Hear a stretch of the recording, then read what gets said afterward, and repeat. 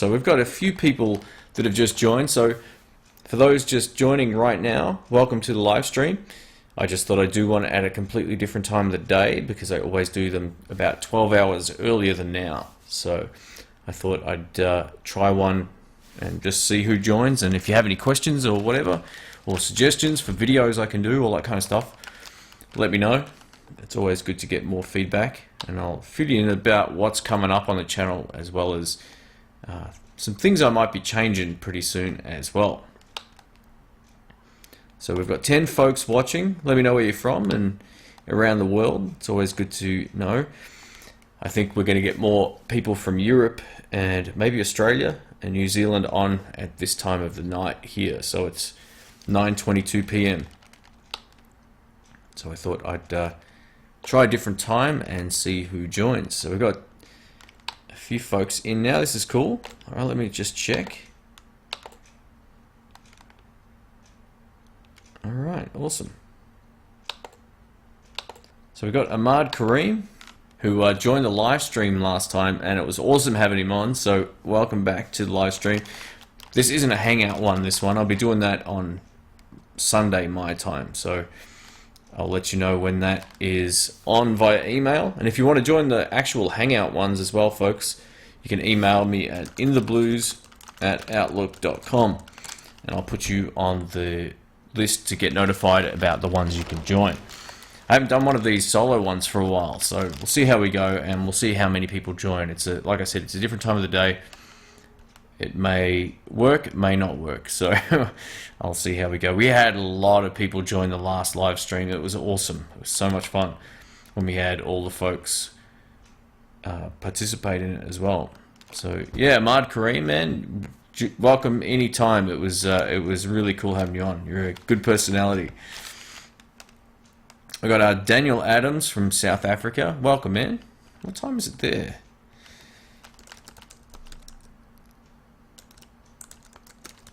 Yeah, I wonder what time it is over there. So it's 12:24 p.m. Cool.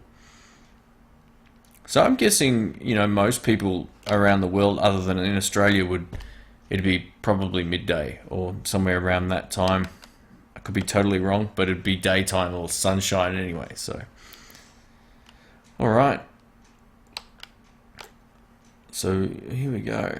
I've got a couple of new videos coming up. I took some time off, and I actually just needed a bit of a break from doing them. I have been still doing videos, but I've just sort of pulled it back a little bit over the last sort of 2 to 3 weeks. I've been pretty busy, but I've got one more Bandit video coming up, and then I'm going to do some shootout videos of amps as well, which is going to be awesome. And these are amps that I know everyone will be interested in finding out how they compare to each other, as well as myself too. So there's certain amp videos that don't exist that need to exist on YouTube, and these will be it. So I've hooked up a whole bunch of really cool amps, and we're going to do some shootouts. So stay tuned for those.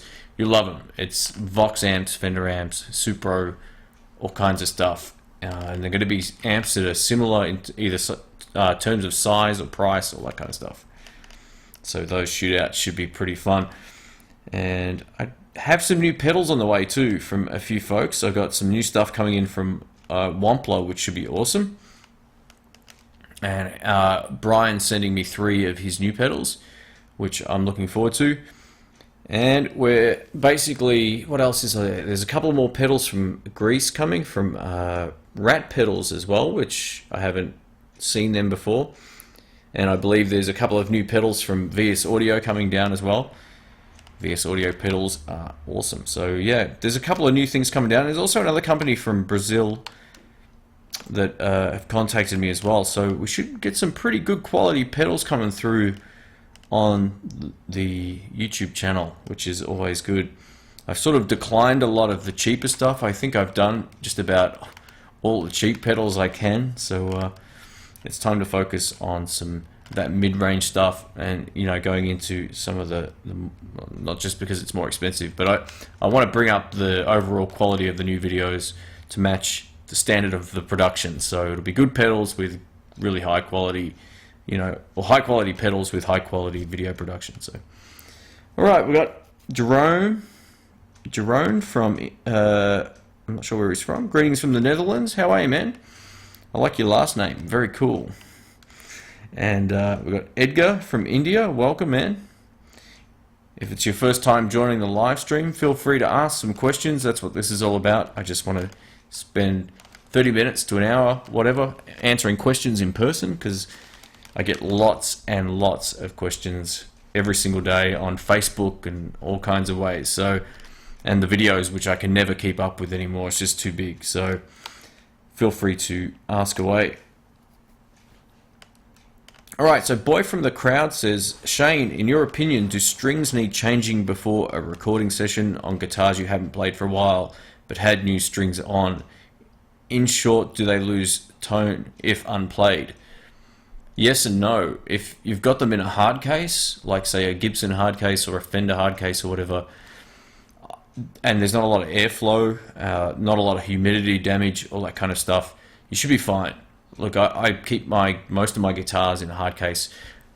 I don't know if this is going to work, but right next to me here, is this going to work? Is it going to go far enough? No, it's not, damn. I've got an acoustic guitar on this side, basically, and it's out of the box. And when I first bought it, I put new strings on to do some recordings, and then it sits out like this. So yeah, absolutely. If your guitar's been sitting out for quite some time, then what you need to do is change the strings to record, especially on an acoustic. If it's an electric guitar and they're not that old, you might still get away with it. But recording is one of those things. You want the best sound possible. If your Strat's been out of the box or out of a hard case for a while, definitely change them, and it'll feel better to play too. There's no doubt about it. All right, we've got Chris from Warrington, Pennsylvania, I believe that is. And we've got Jay Dolphin. He says, could you please check out the Rockbox Baby Blues? Rockbox Baby Blues. I know Rockbox make awesome stuff, so let me just Google that one. All right, I'll definitely have a look at that. I'll see what I can do. I know a shop actually that has one not far from me, so it just came up on my Google search. I'll see if I can borrow it off them and do a video. So I haven't heard it yet. I can see Andy from Pro Guitar Shop has done a video on it. But yeah, no, I'll definitely check it out. They make some of the best pedals I've had a chance to play. They've got a box of, is it a box of rock? No, that's not what it's called. It's called a Rockbox. Oh, I demoed it a couple of years ago and it was fantastic. So yeah, they make great stuff. And the hand-painted thing looks pretty awesome too.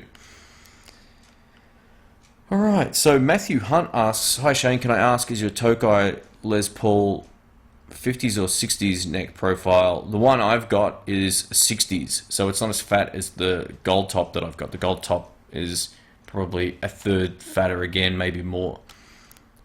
It wasn't the ideal neck for what I like. Some people like the thinner necks. Like my friend's got a 60s Gibson Les Paul, like a reissue, and he loves the thinner necks because he's got really small hands. I got really large hands for my size. So for me, I kind of like the fatter necks. But that said, the Tokai that I've got is a Chinese one too, and they only make the thinner profiles. In the Japanese stuff, they're slightly bigger. To my knowledge, especially in the lefties. So my ES335 basically has a bigger neck than the Les Paul, but it's not quite as wide as the actual Gibson that I've got. But it's close. It's very close. So we've got Quicksilver from from Prague. Sorry, he's just called me Shane McSwade. Maybe it's because of my couch. It's actually not, it looks like suede on the video here, but it's not. It's just a material. So yeah, all good. That's pretty funny. We've got Giuseppe from Roma. Welcome, ciao. And all right. So Roy asks a question here. He says, "Hi Shane. No one's been able to answer this question. Not even Fender. What is the best use for the preamp out and in on the Supersonic Twin 100? Easy. Basically, you can use it on your foot controller, you've got, if you do have the foot switch, there's a whole lot of buttons. You can basically use one of them as a volume boost. So if you put a jack or like a cable between the in and out and set the volume on it, you can actually have a built-in volume boost. You can also use it as an effects loop, but I used to use mine just as a volume boost. So you'd have your clean channel set up, you'd have your dirty channel set up, and you could swap between those and the Vibrolux setting or whatever it was on my 60. And then you could run the extra button as a boost on either of those channels. Just don't turn it up too loud because it bypasses or it just increases the volume a lot. So yeah, just have it all the way down to start with and then try it. So I hope that helps. Alright, so the stream is in 120p and cutting in and out. Interesting, because I see it in 720 here. Let's just have a look. Is anyone else having trouble with the stream? I'm trying this a different way right now. Oh yeah, you're right. It is blinking at me. Hang on, let me have a look here. I'm still seeing it in HD, but let me know if it is cutting out. I'll do it another way. I'll do it in like less high D than HD than it is now. I'm doing it in. I'm trying to stream at full res, but my internet connection might not be allowing that. So we'll see how we go. So Jay Dolphin says the Rockbox boiling point. I think that's the pedal I may have demoed already. It's fantastic. I think it was in like my top 10 pedals of the year a couple of years ago. Ryan Lim's here, who's a gun guitar player. He's a huge fan of solid state amplifiers. No, just kidding. But yeah, he's a gun player. You've seen him in some of my videos. We played some live stuff with the super reverbs recently, and that's Ryan stuff. So I haven't checked out his YouTube channel if he has one, so definitely click on his name and sub if he's got some live videos there. Alright, so the stream's breaking up. So what I'm going to do, folks, is stream another way. I can use this camera, but I'm going to stream in a way that's a little more reliable. So bear with me, folks. I'll kill this one now, if it lets me to, if it allows me to. Yeah, and then I'll stream via a different piece of software that I know is going to work. So it auto compensates for my internet connection being crap. Way to go, Australia. Alright, I'll be back in a sec, guys. Let me just kill this. I'm going to walk over and use the mouse. It's a lot easier.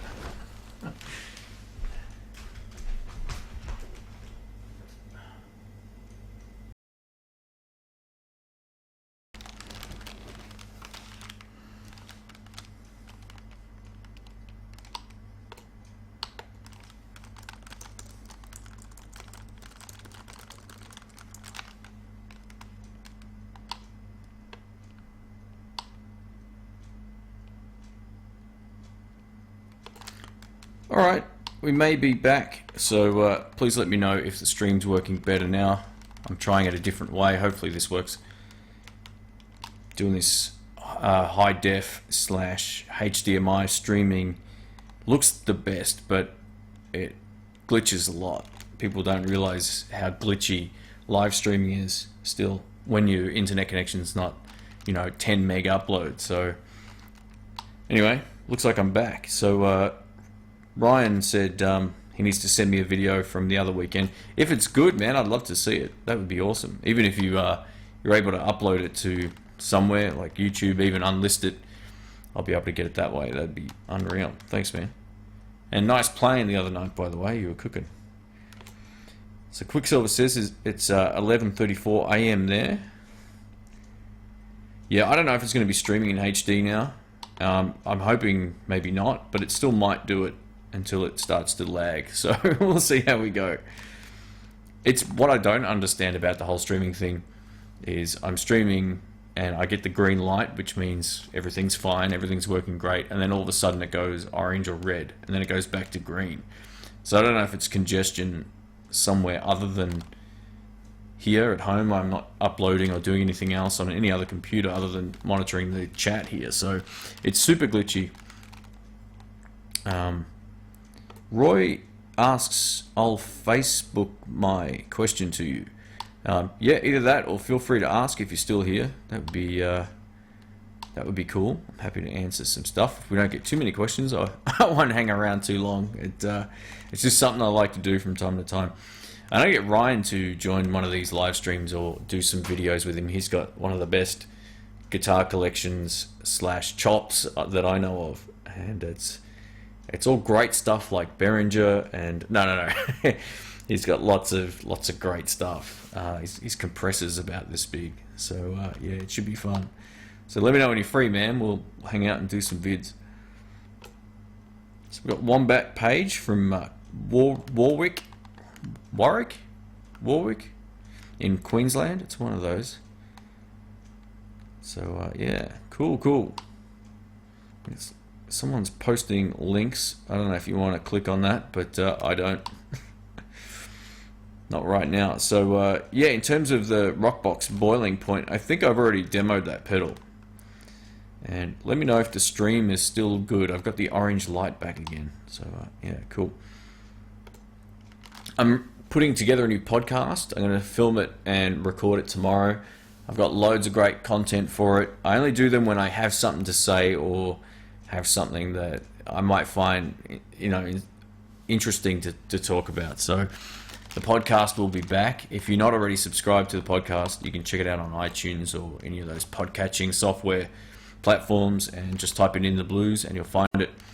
If you don't use any of those things, it'll be at inthebluespodcast.com.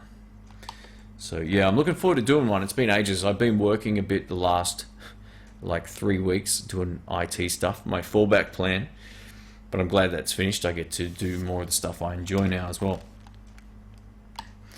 And yeah, I'm so not a morning person. All right, so David Elliott says, "Hi Shane, Dave here from Liverpool, UK. Love your videos. You inspired me to buy a Mexican Strat. Awesome stuff, man. I nearly bought a Mexican Tally today too. It played awesome, but my common sense prevailed. I already have a Tally, and I don't want to double up too much anymore. But yeah, good stuff, man. What color did you buy and all that kind of stuff? Was it a new one as well? Because these new ones are unreal. I actually played an older Mexican Strat today at the same shop. They have lots of second-hand stuff, and the new ones, man, nothing wrong with some of the old ones, but in comparison, tone-wise, the new one that I got, I love it. It sounds really sweet. So good stuff, man. Well done. So Chris says, stream is better now, not cutting out anymore. Awesome. Cool. Thanks, mate. Alright, so we've got a few folks watching. If anyone has any questions, feel free to let me know. Or if you have any suggestions for cool gear to check out or demo, then let me know as well. I just found out that Baby Blues Overdrive from Rockbox is 360 Australian dollars. Whoa! That's crazy money, man. For a pedal, there's like $22 worth of parts. That's the whole thing with the whole pedal industry, man. I know a lot of R&D goes into this stuff, but to justify $360 for $20 of parts, it's pretty crazy. I guess the unique paint job might help it in some ways, but that's a lot of money for a pedal. The most money I've ever spent on one pedal was the Klon KTR, and that was $350 in Australia. It was all $375. I think that's the most I've ever spent on a pedal. So you can get great tone without having to spend that amount of money. You really can. But I'm sure it rocks because this stuff is good. So let me know your thoughts on spending huge amounts of money on a pedal.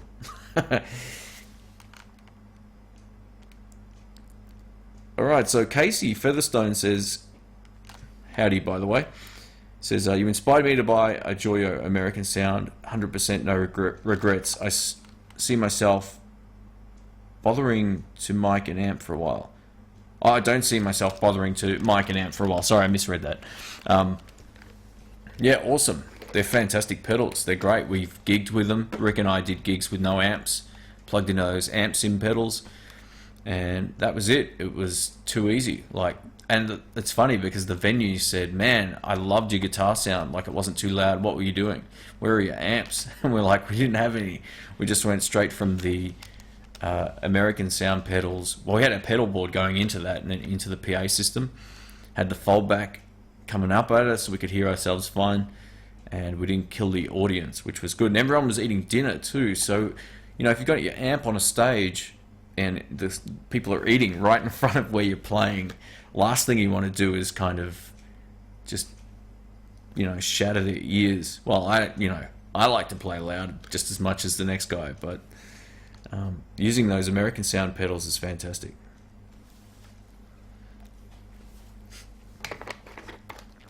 Ryan says, my friend was asking $460 for a Jan Ray pedal today from Vemuram. Man, that's crazy money. What are they, like laced with cocaine or something? That you get a free bag full of crazy stuff in there. It's insane. So Quicksilver's a lefty as well. Cool stuff. And we've got Terry Bear here. How are you, man? It's 5:41 a.m. there, and found you streaming. I only have one question. Are you getting up or are you still awake? Wow, so that pedal's $460 used. That's insane. For those who don't know, the Jan Ray pedal, they're kind of like a Timmy overdrive, but with a few mods. I think the circuit board like matches exactly, but they do sound different from what I've heard.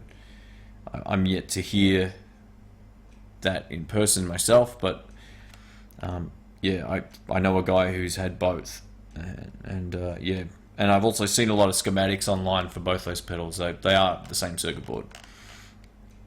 So there you go, Ryan. You can get a couple of Timmys, man. It looks like the stream might have died. I'm just going to reboot it here, see if it's just my Wi-Fi connection. Hopefully it is. Oh no, it looks like it's still good. It looks like it's still good. All right, it is working. Cool. All right, so Ahmad Kareem, well, he says the video you did with the PV Bandit 112 live was awesome. The amp sounded great. Got to get me searching for one on eBay. They're unreal, man. Every jam I've been to lately, I've taken the Bandit. I played it that Friday behind the singer bass player, and it was awesome. Like, my friend had the same amp. It was great. And then as I streamed on Facebook live on Sunday night, my time, like a few days ago, I had the Bandit at that jam as well. And people were asking, like, what amp is that? It sounds amazing. It's just PV Bandit, man. I've just done one more PV Bandit video about how it can sound with no pedals. And the drive channel is actually highly underrated on the Vintage channel. I sort of did this video coming up for Nick in the States as well. He was having some trouble getting some tones out of it, but I've used it live with no pedals, and I honestly think it sounds as good as any other valve amp when you hear it next to it. It really does. You could, you know, I've heard, I mean, you know, there's a point where other amps are going to sound better, but I'd say between, say, 500 and $2,000 in Australia, it's as good as anything that I've A/B'd it against. So, yeah. All right, so hang on. Quicksilver has asked me a question here. Been meaning to ask, and you can choose not to answer, but do you know exactly what you were playing when you were playing? On the most part, yeah. Either that, or if I mess around, I'm hearing it in my head. I'm sort of like knowing what's going to come out of the guitar. The thing is, when you shoot YouTube videos, time is important, because you can spend, you know, it can take me 7 hours to finish one video, or longer sometimes too. Like, some of those 20-minute videos can take me 2 days. So I tend not to noodle around too much. I tend to want to play some chords, some lead, and know that my motor skills and chops are going to work for that particular you know, moment in filming. I sometimes find if I wing it too much and I try new things, I make mistakes, and then I just have to go do it again. So a lot of the stuff I play, it's what I know and then twists on what I know. The groove might change a little bit. I might play some different parts in the lick, but it's stuff that I've played before and I can hear in my head. I do, though, occasionally just getting, if I'm playing really well and I like what I'm hearing behind me in a live situation, I'm sort of coming up with stuff that I can hear in my head. Like, it's kind of like you can sing the notes as you're about to play them. So it's a mix of muscle memory and playing licks over and over again until you hear those in your head and you know they're coming out of your hands. I know what my friend Brian doesn't really have a bag of licks. He just has this musicality thing, like a jazz guy, where he's playing stuff moments before he's executing it without having done it before. He plays very different to a lot of guys that I know. There's very few players that have that sort of spontaneity. I always forget how to pronounce that. He's very spontaneous in his playing, so he'll basically just he'll start at a point on a guitar and then he'll work his way down and see what happens, or he'll start here and he wants to get there. So he tries to trick himself into or out of different ways of playing. So yeah, it is a mix. I mean, he'd still have core licks, but I've known the guy 15 years and I never hear the same stuff. Like, you hear myself or other guys I've played with, there's a lot of core licks going on and things that you'll hear a lot. And then there's twists on those. So as you get confident with what you're hearing, you can kind of move it around and do little things that make them sound different. So if you're learning just to play some lead guitar, just go to copy stuff and learn the licks that actually inspire you to play too. So Ryan says, I want/need a royal flush, man. I told you I'll absolutely lend you mine, mate, when I get my next one, because it's so good. I needed a second one. It's the best, man. Ryan got to test my royal flush through his 2-rock amp, and man, it was bloody awesome. It sounded fantastic. So Terry Bear says he's still up, mate. Get to bed. It's 5 o'clock in the morning. All right, Mr. Cream says, I have a Studio Pro 112. It's good too, not to be sneezed at. Man, you know what? I've been scouring eBay and scouring Gumtree here to try to find one of those things. I found one, but it had an electronic fault in there, and I don't want to go messing with it. I just want to find one that works. So the day will come where I find a red stripe one of those, and I'm going to love it. So do a video, man. I'd love to see what you think of that. Or we can have a chat about it on the next live stream. Alright, so Chris says, love the drive channel on my Teal Stripe Bandit. I totally agree. There's a video of me playing in San Francisco with the Edna Love Band, and I'm playing a Teal Stripe PV Bandit with what was my new 52-issue Telecaster. Mate, the tones are awesome. So those teal ones are good. They're hard to find here. There was a time where they were popping up a lot in like second-hand shops and stuff, but now I don't find them. I find red stripe ones or the new ones that are for sale again. I reckon someone made mention, I can't remember who it is, so I apologize. They said that PV should maybe reissue the red stripe Bandits, and I thought that'd be a great idea. Go back to some analog / spring reverb and have that T Dynamics control back on it, because the red stripe ones are just awesome. I think I've made a believer out of a few valve / tube guys, that even Rick, who's a huge snob, he basically he's starting to come around. He sent me a message. He goes, when I was doing the live stream to Facebook recently, and he said, mate, the tone is awesome, but I'm gonna go back to my cork sniffing.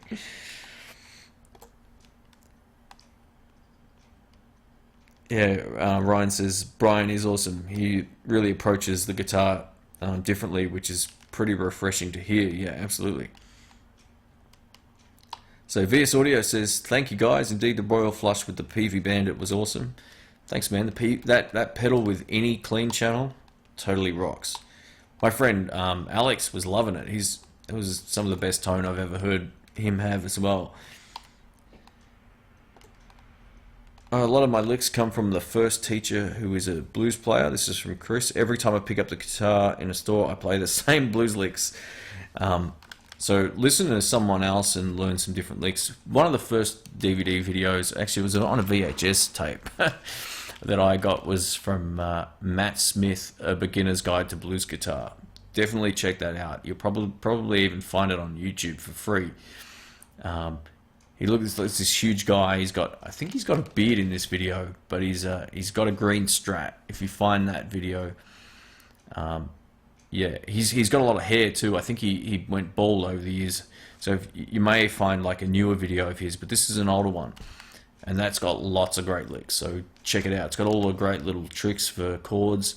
Another really good one to get you out of some habits is Ronnie Earl's blues guitar video as well. Ronnie Earl he won Guitar Player of the Year or Blues Guitarist of the Year in the US. I don't know, maybe 15 years ago or something. So he had a video that came out, and it's got lots of great licks and tricks.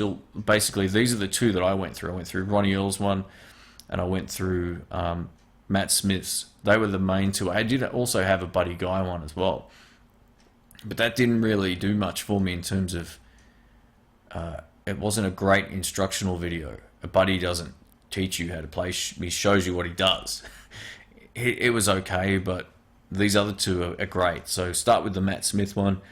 Once you can get through all of that, go to the Ronnie Earl one, and that'll keep you busy for about a year and a half.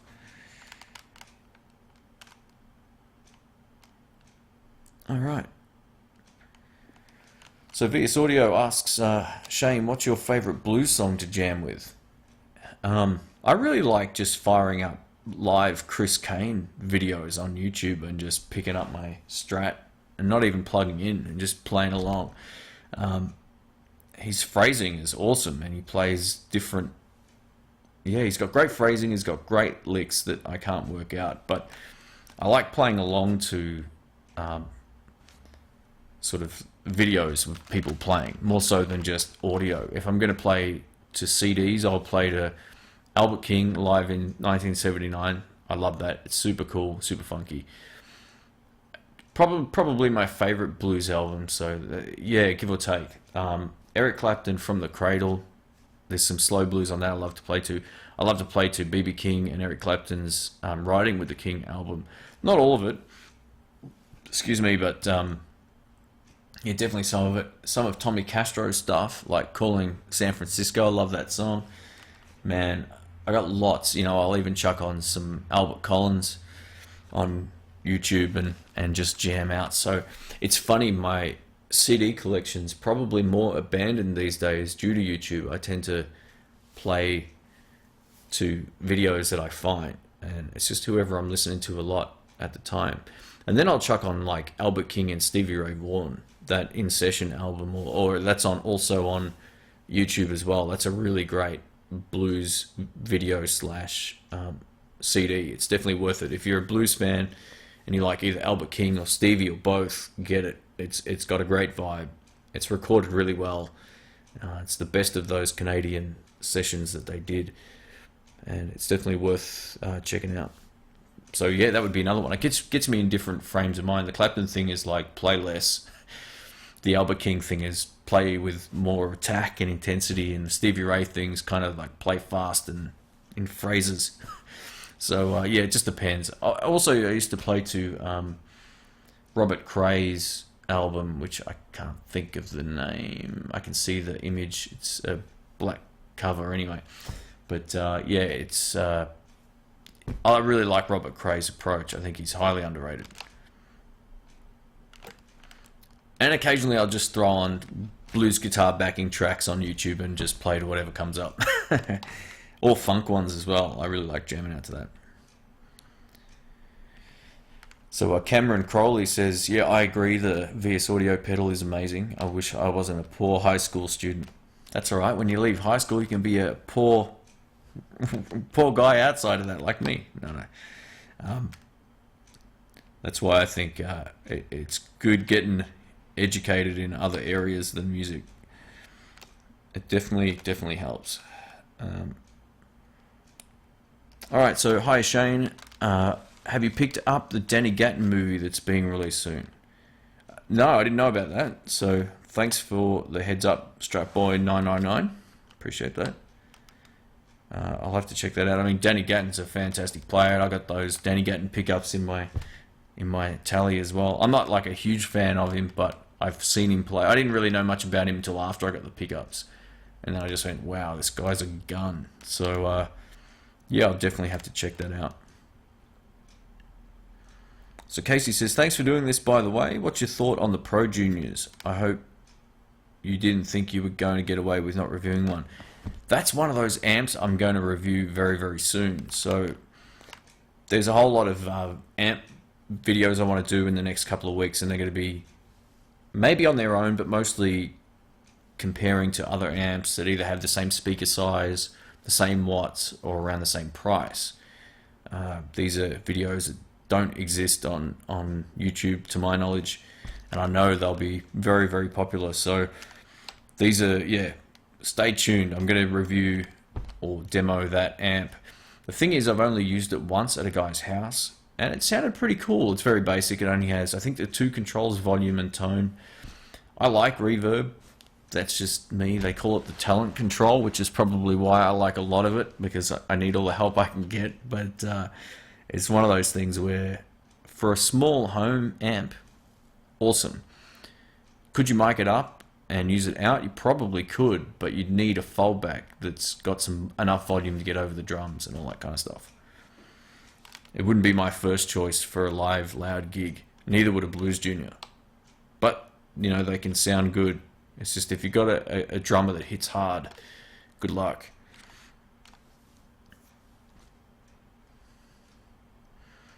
Chris says, my teacher's name is Flamin' Harry. I think there's some videos on YouTube. It was late 80s when I took lessons from him. I believe he taught George Thorogood. Oh, wow. Okay, far out, man. Cool, cool. So Mr. Cream says, is the Strong Persuader album from Robert Cray I was talking about? No, I think it's from the classic Blues Masters, like CDs came out at one point with all the blues guys. It was like a black cover. It said Classic Blues Masters, and it was like Albert King, and then it was, you know, all the old guys. Oh, well, not all the old guys, but there was a Robert Cray one of those. And I just can't think of the name of the album off the top of my head. Anyway, it doesn't matter. He's got lots of good stuff. Yeah. All right. So Chris says he's just turned 42 and has been playing for 31 years. Wow, man. He just says, I'm learning something new every day. Yeah, me too, mate. I learned my limitations and all that kind of stuff. And you can always pick licks and ideas out of everybody you listen to. There's no doubt about it. Like Albert King said on the In Session album, he said something to Stevie like, you know, you're good, but you're going to be better than what you are. And, you know, don't stop learning, basically. And yeah, that's the thing. Be open to new stuff. Like, I kind of wish now I had found Chris Kane when I first started playing. So if there's any young people out there watching, get onto some of that Chris Kane stuff. I think that's a whole different bag of tricks and licks that is really, really tasty. So rather than learning straight pentatonic stuff, which is fine if that's all you're interested in, but there's guys out there, even Ryan is one of these guys. He plays a lot of like jazz runs and tasty things that aren't conventional for blues, but it really stands out. So yeah, pick up some of his licks. Alright, so Quicksilver78 says, best tube combo for blues/rock/classic rock and great for pedals, sticking with the PV Ask Bandit or Fender or Marshall. DSL 40C. I played a DSL 40C finally about a month ago with Brian, and we were highly underwhelmed. It's supposed to be a classic blues amp and all this kind of stuff. I thought the clean channel was good. I gotta say, the clean channel was good.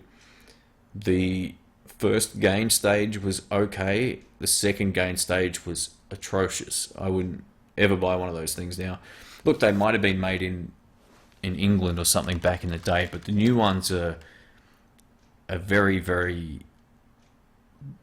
I don't know, man. It didn't do anything for me at all. I thought, yeah, this is going to be the amp. Everyone's talking about this. Let's go check them out. And I didn't like it. I got to say, I didn't like it. One of the things that when people say, what's the best amp for this or that, I always get asked that a lot. If people use pedals, you know, you can't really go wrong with a Fender amp or something that has a great clean amp, but if you or clean channel, I should say. If you're relying on like a dirty tone from an amplifier, then you have to not get a Fender, unless you want to get a Supersonic. Supersonics are about the best drive channel on a Fender amp that I've ever heard. They're really musical too. Or you have to get into some of the Marshalls or look for something different. But you have to be into that sound to really enjoy it. See, for me, like the second gain stage on a Hot Rod Deluxe or the second gain stage on a DSL 40 is awful. I can get a much better sound from pedal on a clean tone.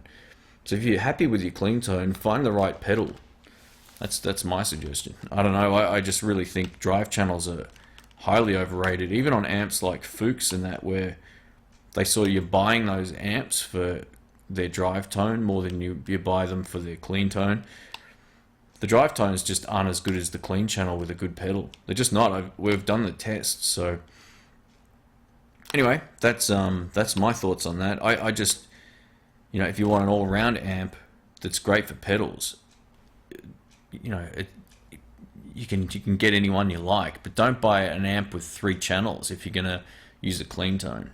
Clean channels also, for people who don't know, the clean channel on most amps is more dynamic, so you get more low end, more high end. When you click in some overdrive channels on amps, you lose a lot of the low end, and you get a bump somewhere in the sound that might be nice, it might not be nice. So yeah, if you're really buying an amp for the dirty channel, it's for blues and classic rock, I don't know. It's your call. Everyone likes different things. But I wouldn't buy an amp for a dirty channel unless it was a Supersonic. And I planned on just using it exclusively as an amp on the most part, or maybe with a few pedals. But yeah, that's my thoughts on that. Hey, we got DMS Productions. Welcome, man. Sorry, I'm just scrolling down the chat here. I missed a few of my chat wasn't scrolling down. Can't stay long as these live feeds kill my computer. It's time to upgrade then. It works on a mobile phone, dude. Nah, I don't know what's that about. Maybe bandwidth or something. I'm not too sure what you're talking about. Gustav says, hi Shane, have you ever tried out the Baby Boom tri-reverb pedal, and what did you think about it? I haven't tried it, but Byang stuff, or Byang, as I've been corrected, is awesome stuff. Definitely check it out. It's funny, I tried a pedal from Cusack Music, it's called. He was the innovator, or the guy that came up with the tap tempo switch. He's supposed to be like some sort of mad genius.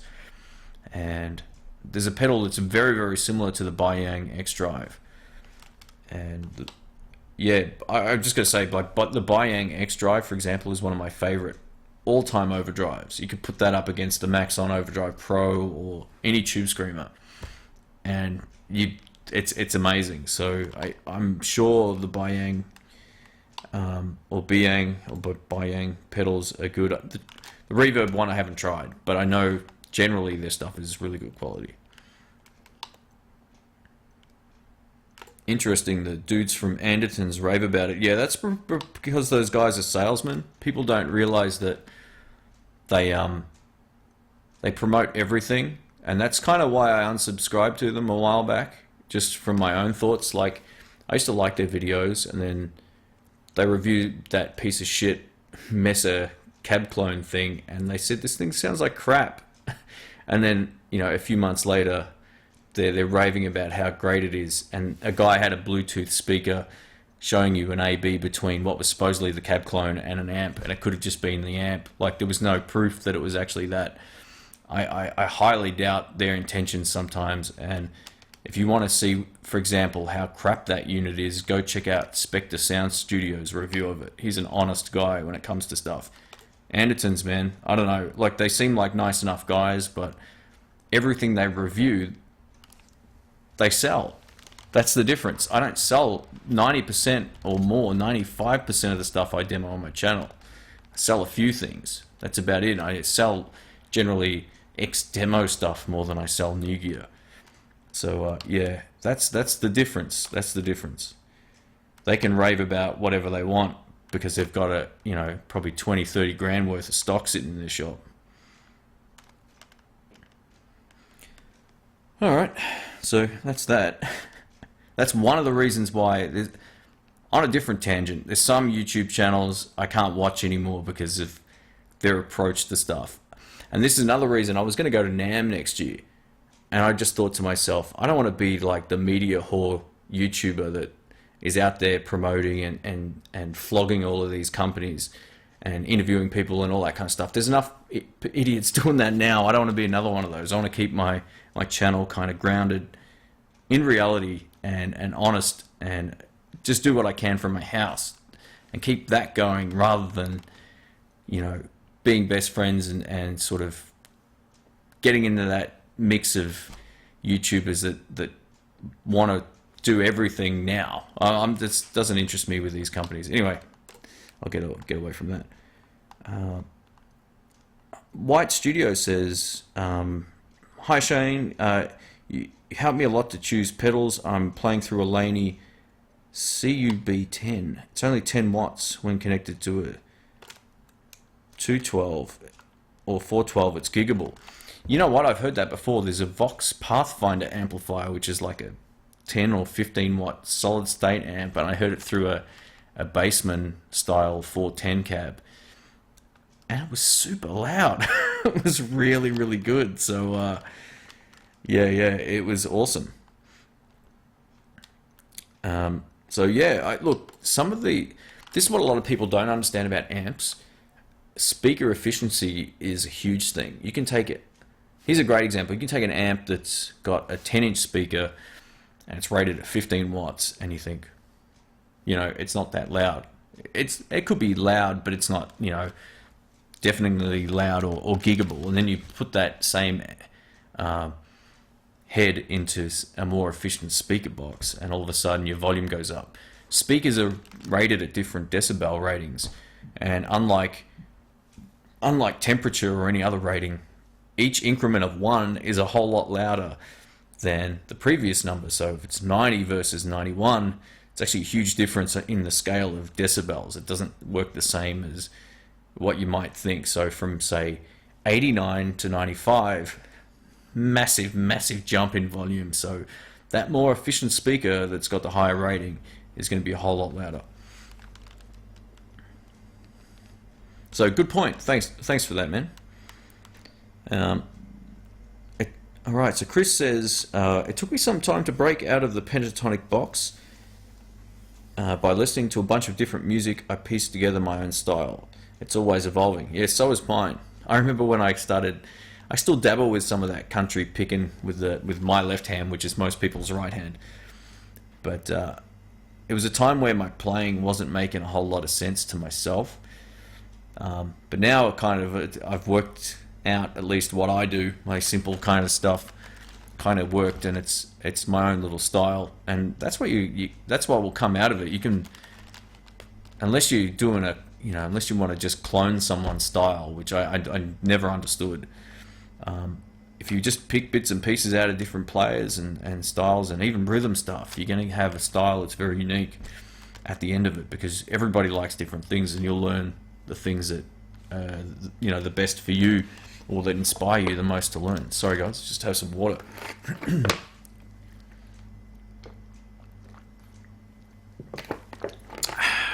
This is my new Coke Zero, by the way. Alright, can't get a live stream in HTML5. Alright, so David Elliott says, my main rig is a Les Paul Standard into a Blues Deluxe. Awesome. With a tube screamer and a blues driver on the pedal board. I've played Marshalls for years, but that Fender clean sound is just awesome. Same. I think the Fender clean tone is, unlike even some boutique amps, which they might give you more here or there, but it tends to lack that sparkle of the Fender amps. And yeah, how can you go wrong? If you're a pedal guy, any of these Fender type amps, plug in and you're good to go. If you don't have pedals, that's when you need to start looking for something else. So, alright, so Quicksilver says, so basically the DSL 40C would be good on the clean channel and use pedals for all the overdrive stuff. Yeah, exactly. But what I would do if you got your heart set on a Marshall, test it against the Fender any amp on the clean and see if you like it better. When I plugged into it, I went, wow, this clean channel is fantastic. I didn't like so much the other channels as much as I was hoping, because I found one that was going to be a bit of a bargain. And my friend Brian just said, you've already got like 3 amps with great clean tones. Like, what are you doing? I'm like, you know what, you're absolutely right.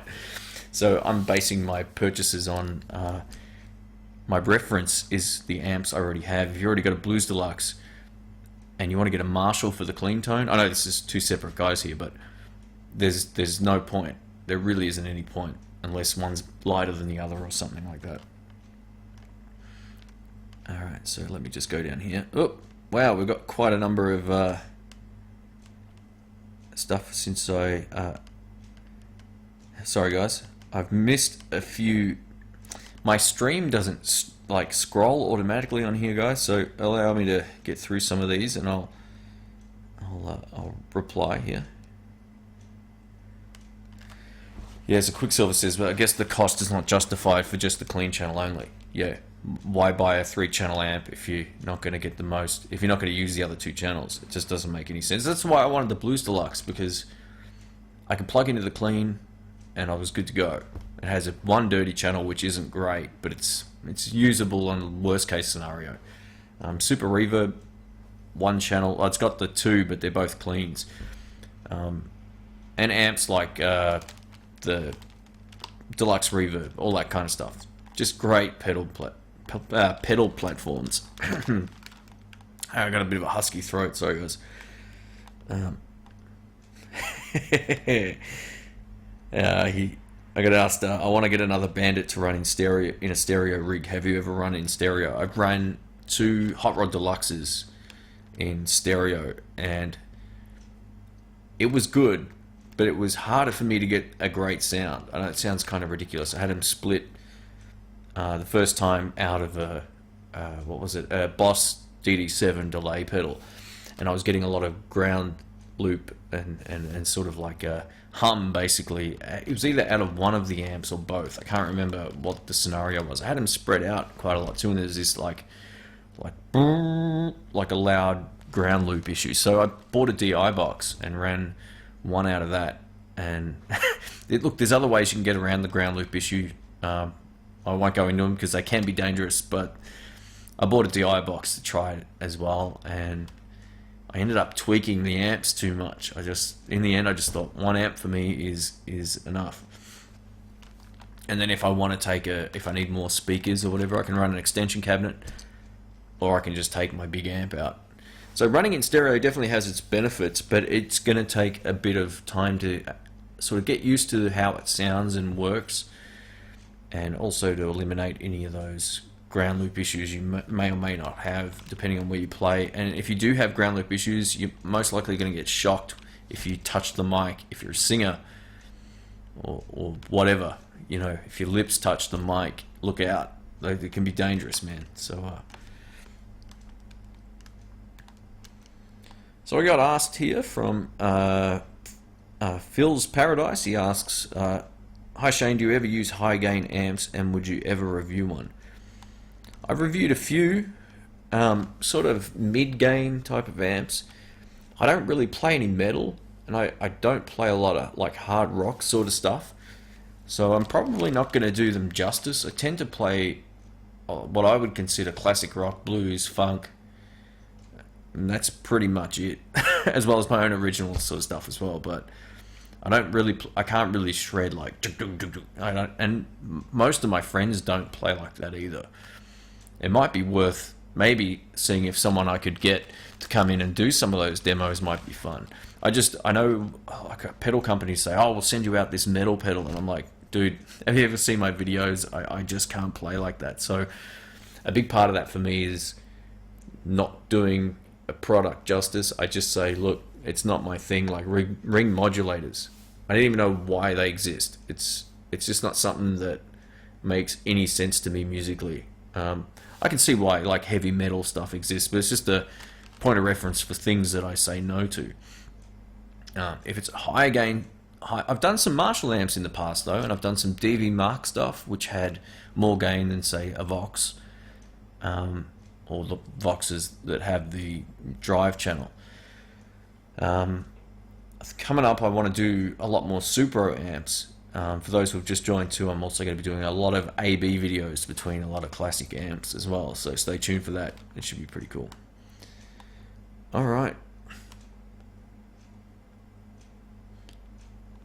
so DMS Productions has to leave. Thanks for hanging around, man. I appreciate that. I'll catch you soon. Alright, Chris says, the clean tone of the Roland Jazz Chorus is great, but I prefer the Fender Twin Reverb. All personal choice. One of my favorite 212 amps of all time is a Hot Rod DeVille. Clean Hot Rod DeVille.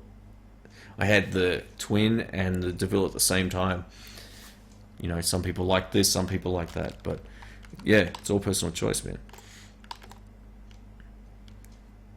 Do you reckon you could say really bad things about the Strymon Big Sky so I don't accidentally blow a huge amount of money on one? No. All I can say is it worth the amount of money that you're about to spend on it? And can you justify it? If you can, then get it. I look at it this way: if it's something you really want and it's something you're going to use and keep long term, then it's worth getting, even if it is somewhat expensive. And that was like when I bought that Super Reverb. I thought to myself, do I really need this? And then I thought, well, if I buy it, it's like the amp I've always wanted, and it's what I should have bought a long time ago. And yeah, and I don't plan on ever getting rid of that. Now I'm stronger than I was like a few months ago. I don't have any problems lifting it up and all that kind of stuff. Been working on my back and getting all that happening, so the big amps aren't a problem. So look, it's one of those things, man. If you really like it, there's no getting out of it. It's the whole gas thing, man. That's what it is. Strymon make good sounding gear. They really do. I think a lot of it's digital. From what I understand, even some of the ones that look analog, like I know my friend Rick's got a couple of the pedals, and you know they've got analog style controls, but the brains is digital. So from what I know about them. All right, so Newport Guitar School says, "Hi Shane, I just bought a Fender Deluxe Reverb recently, and I love it. So does my crook back. I even use it for rock gigs." That's cool. The Deluxe Reverbs it's the one amp I should have kept. I should have kept the 65 Deluxe. It's just great. But at the time, I didn't think it was loud enough for where I was playing. How crazy is that? But there's gigs I'm doing now where that amp would be perfect. So, yeah, the Deluxe Reverb would be close to the Desert Island amp for me. It'd be that, or it would be the Super Reverb. So I just got a message here. Let's check this out. All right, so someone just asked what's a good high gain amp earlier. Rick actually just texted me right now. He says Soldano SLO 100, thick nasty overdrive, sustain till next week. So check that out. I sent him a clip of a song called Heavy Fuel from Dire Straits, and it's just drums and guitar at the start. The tone is awesome. Actually, what I'll do, I'll post it in the chat here. You can check it out. It's just a ripper. Actually, it's on my Facebook page. So if you go to facebook.com/INTHEBLUES, it's on there. Check out the tone. It's just killer. Wow. Okay, so we've got. Chris also says, when I used to run two twins, wow, they had the ground switch. They had the ground switch and one was different, so I got shocked from the mic. Big Blue Spark. Yeah, man, it's dangerous. Stevie Ray used to get shocked all the time from the microphones. I think there's a clip of him like falling backwards, or maybe I read that, but he used to say he got shocked a lot. Yeah, so you sold your twin reverb because of back problems. I know what that's like. Yeah.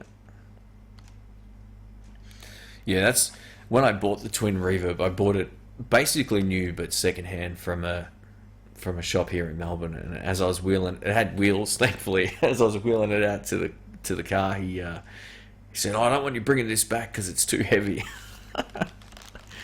And I loved it for about 3 months, and then I went, "Wow, why did I get this thing? It's so big."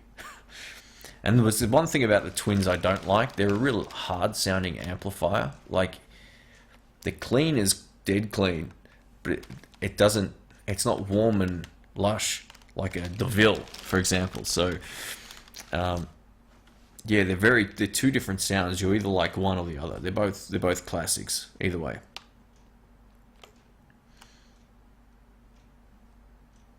All right, cool.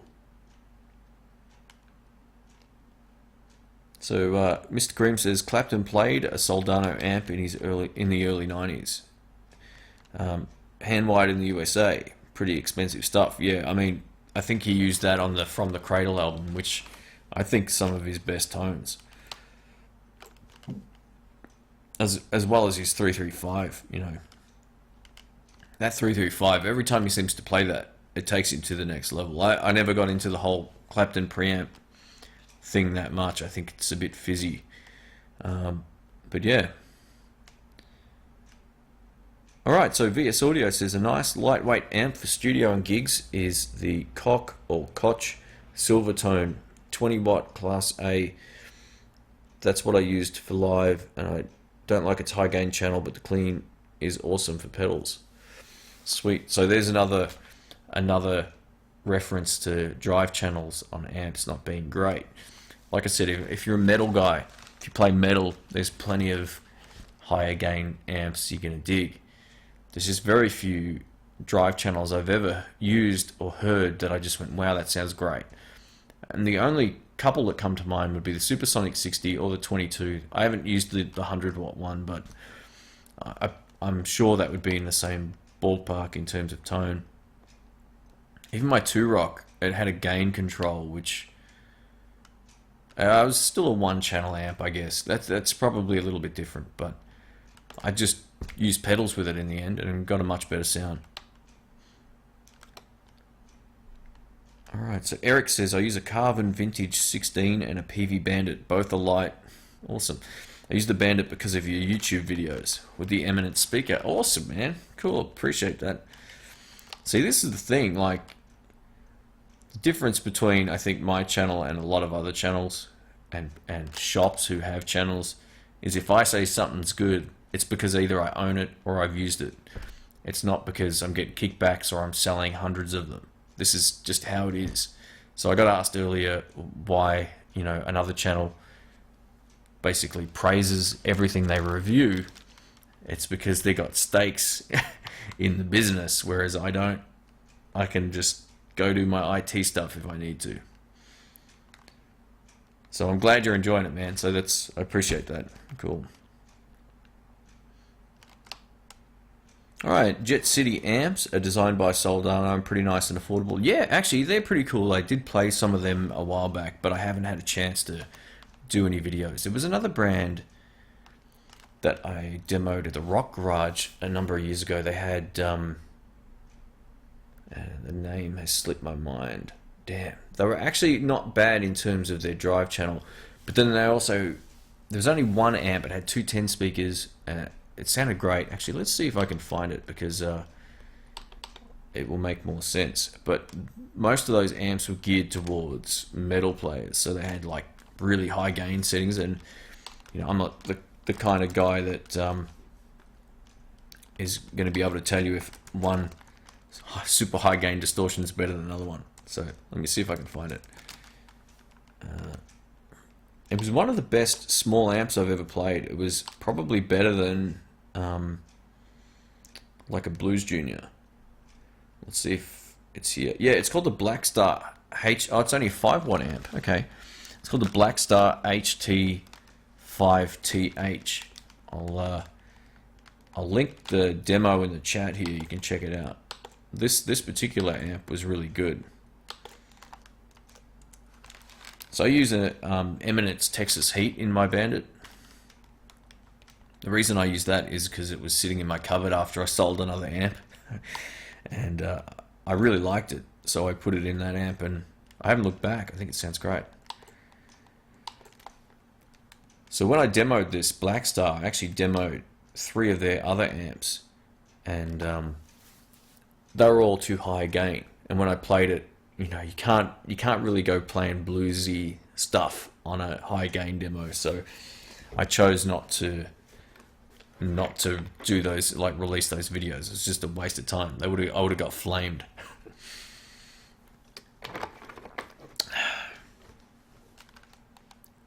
Eric says, blues in the Netherlands. Awesome, man. Wow, Mr. Kareem says, I bought that exact Black Star on the strength of your video. Far out, man. I didn't know that. That's a great little amplifier. Yeah, I was so close to pulling the trigger on that. When I did the demo, I was totally blown away. I hope you liked it, or like it if you still have it. Another amp actually that has a really good drive channel, but it's a bluesy drive channel. And this totally slipped my mind. The Music Man amps. Unreal. They got the Fender-ish clean, and the drive channel is just that off clean clipping tone that you'd love if you're a blues guy. Again, check out Chris Kane. You know, Clapton used to use those amps. Everybody used to use them. They got a solid state preamp. It seems to work better in terms of getting a good. They've got power tubes in there as well. A solid state preamp seems to do something really nice for the drive section of that amp. So should definitely check them out. All right, let's go back to the chat here. Hey, we've got Mark's Naughty Guitars in here. Welcome, man. Haven't spoken to you for a while, so to get you on a live hangout again at one point. Mark's Naughty Guitars is also he's got a YouTube channel as well, so you can check out his stuff. All right. Let me just catch up with the. Here's a question from Lee Wick 100 or Wilk. Lee Wilk. Sorry, man, if I pronounced that wrong. It's hard to see on this computer. He says Achilles versus Fender. I've had a chance to try 4 or 5 Achilles amps, and I've had a chance to try 50 Fender amps. When I was in the market for a super reverb, I was lucky enough to test out the Achilles one. Look, it sounded good, but it was nowhere near as loud as my Fender deluxe reverb amp. We had them in the room. Rick and I were both there. We had an AB switcher. We're going from my single 12, you know, whatever it is, 20 watt amp into the Achilles super reverb equivalent, which is hand wired and a lot of money. And we were both highly underwhelmed. It wasn't bad, but it wasn't great. And when I had a chance to test out the, a stock 65 reissue from Fender, half the price, almost twice as loud, and just it was fantastic. It was a no-brainer. So a couple of the other amps we tested were some of his demo models. So a couple of them rattled on certain notes. I'm not saying he's got bad cabinetry and all that kind of stuff, because the guy's a gun at what he does.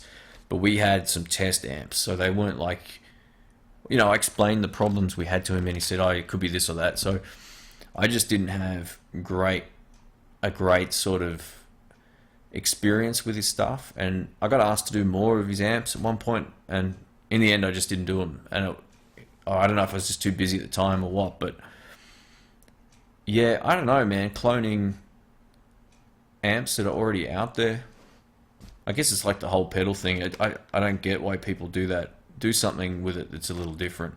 Or at least if you're going to make something a clone that's hand-wired and way more expensive, make it sound a whole lot better. It's kind of, it sounds brutal, but it's honest. So, in my opinion, get the one you like the sound of best. If you have a chance to test them both, even better. I don't know if I just got 3 or 4 dud amps off him or not, but yeah, my favorite one was the small one. There was a little like 10 watt thing that he had, which was really quite great.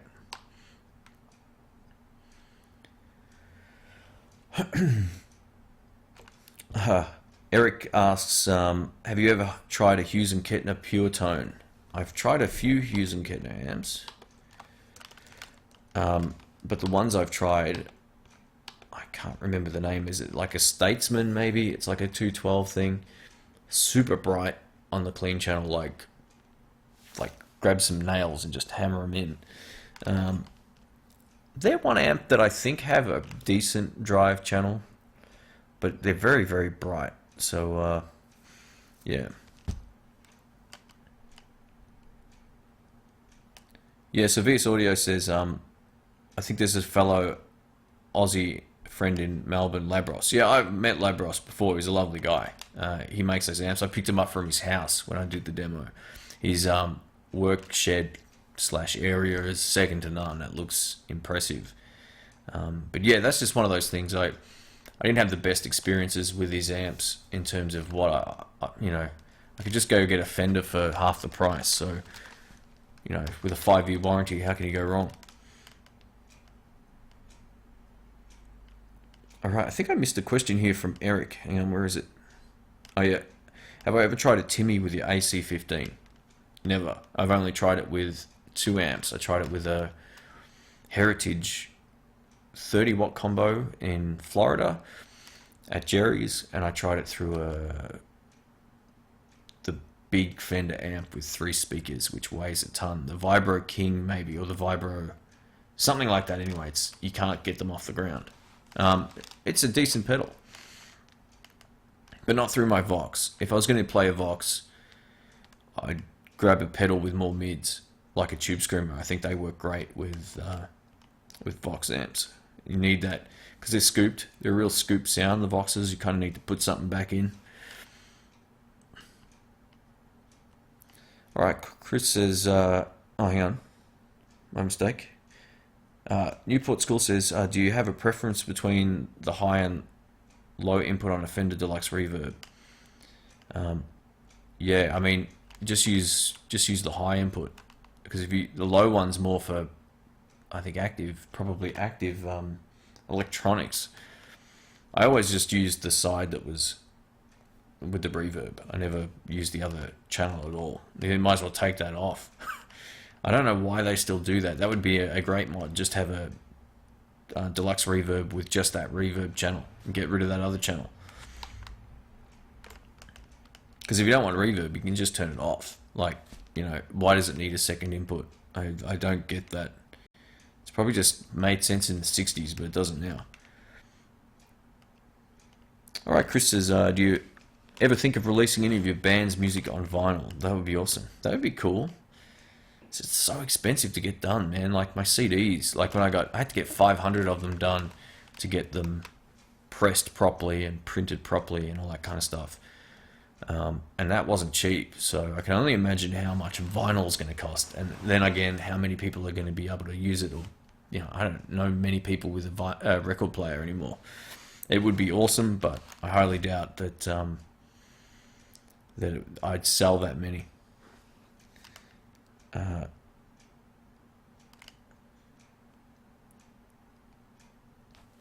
right, don't forget Vase amps or Vase amps, depending on where you're from. They sound great. Now, they're an Australian amp company, which I actually just had the pleasure of hearing for the first time live last Sunday. A mate of mine had one at the Jam, and if you listen to the live stream that I posted on In the Blues Facebook page at facebook.com/intheblues, there's a video of my friend Alex using the Vase amp. I think it's like an 18 watter, and he had it on about 2 or 3. It didn't have a whole lot of headroom. It broke up pretty quickly, but that's what he bought it for. He wanted an amp that was great for blues and always had that dirty sort of sound. Extremely loud for their size too, which is good. And they're very good, but I haven't had the experience of testing them Vase amps for myself yet. I know they're made in Brisbane or in Queensland here, so Very cool. I might actually approach them about doing some videos at some point. Talking about decent pedals, the Kalen Blue Sky is a Timmy clone. Absolutely, it sounds great. The only difference between them really is that the bass and treble controls go the intuitive way of forward is more. I think on the Timmy it's kind of reversed. But yeah, if you like the Timmy pedal, the Kalen Blue Sky is as close as you're going to get in terms of tone. Now What One says, howdy mate, loved your Blues Deluxe on the full video, absolutely awesome. I'm not sure which video you mean, man, but thanks. If you're talking about the live stream I did on Facebook, that was actually the Bandit. Alright, let's see what else we got here. I may have missed some questions. Let me just have a quick scroll here. Yeah, I don't like to sort of badmouth companies, but I also like to keep my experience with them out there in public knowledge. And if I don't speak about it on a stream or on a video or a podcast, I tend to write reviews on stuff as well. I've done lots of written reviews out there that are on the web, so hundreds of them actually. So I generally list what I liked about it and problems with it, or what could be improved on there as well.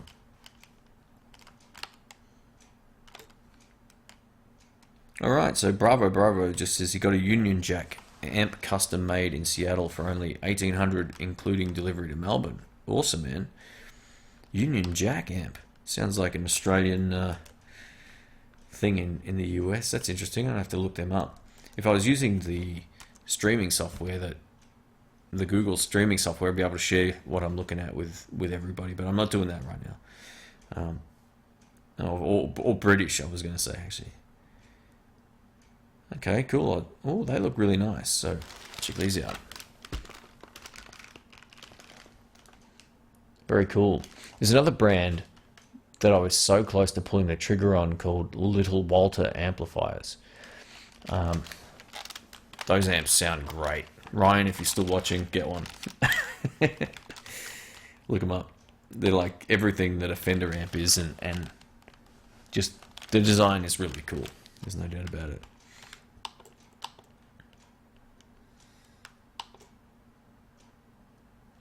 Alright, so Mr. Cream asks, does your new Waves pedal mean you will put the Shaky Jimmy in mothballs? The Shaky Jimmy's been in my cupboard for a few months now. I've been using the Anarchy Audio tremolo pedal, which is fantastic. The Waves pedal is extremely good. It's one of the top 5 pedals I've had a chance to use this year. I'm going to do a shootout probably tomorrow between the 3 tremolo pedals I like the most. And I'm not going to say the Waves is better than the Anarchy Audio. It's just different. It has a few things on it that benefit it, but it also borderline's complicated in some ways for folks who just like straight ahead pedals. So in terms of functionality and tone, the Anarchy Audio one and the Desertronics one are probably still my 2 favorite of all time. But the Waves is really close, and what I like about it is it does some very, very different things to the Anarchy Audio, so it's a subjective thing. All of those, or the 3 that are in the video, will be awesome. So in terms of the Shaky Jimmy, I haven't used it much in the last few months. There was a reason. I lost one of the little nuts that locks down the toggle switch, and I found it at Brian's place. So yeah, I've put that back together, and it's a great pedal. I can't go past it. You know, I get into these tremolo phases where I love trem, and then all of a sudden I put the Shaky Jimmy back on. I'm like, man, this is good. So that's another great pedal that isn't expensive, or it wasn't when I got mine.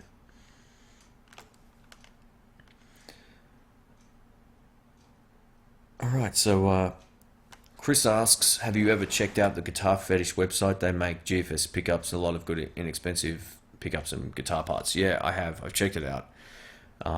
I've tried some of their overdrive pedals and stuff in the past. I've had a few sent to me through other means, not through them directly. I know they make some Joe Barden pickup clones as well, which I haven't heard, but their demo videos, man, it's just They make really bad demo videos. They want their stuff to sell, and they don't even tell the douchebag who's wearing sunglasses inside with one of those hats to tune his guitar. Like, I know I'm guilty, I've done that before too, but I don't wear sunglasses inside. It's just like, tune your guitar, man. It's bad. But yeah, I'd be interested to try some of their pickups at some point in time if I had a guitar I could just use as that kind of you know, tool to pull apart and put pickups in just to see how they sound. I may have to contact them at some point, see if they're interested. But I do know some of their stuff is really good. They make so actually, I stand corrected. I have tried their P90 pickups. In one of the early model Little Crow guitars had P90s from GFS, and they were pretty good. They didn't buzz much either, from memory. Have I ever tried the JHS? So David asks, have I ever tried the JHS and Angry Charlie? I thought you'd love it, but have gone back to the Tube Screamer and Blues Driver stacked. I haven't tried that one, man. No. I know JHS pedals make some pretty cool stuff. One of the favorite pedals of a couple of years ago was their Morning Glory version 3, version 2, whatever it was, or 1.3 or whatever. It was really good. All right, so Richie 1802 says TS into BD is one of the best combinations I've ever played. Exactly. This is the trap. This is the huge trap. People get, and I'm guilty of this too, or was guilty, not so much anymore, but people get a Tube Screamer and a Blues Driver and they put them together and it sounds killer. You know, what else do you need? It does everything you need it to do. But you're looking at it and you're going, the Blues Driver, it doesn't look that cool when I could get X, Y, or Z pedal that has hand-painted bullshit on it and it's $300. It's just not as exciting as some of these boutique pedals. You know, one of the best overdrives I played this year was actually the Boss SD1.